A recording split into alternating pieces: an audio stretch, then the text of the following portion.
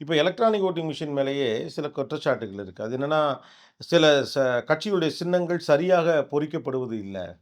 பார்க்கையில பளிச்சுன்னு தெரியணும்ல, தெரியல.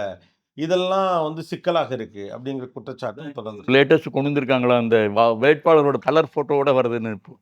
ஏன்னா சில சமயத்தில சில தொகுதிகள்ல என்ன ஆகுது, ஒரே பெயர் உள்ளவர்கள் ஒரு 10 பேர், 7, 8 பேர் இருப்பாங்க. அப்போ கன்ஃப்யூஷன் வரலாம்.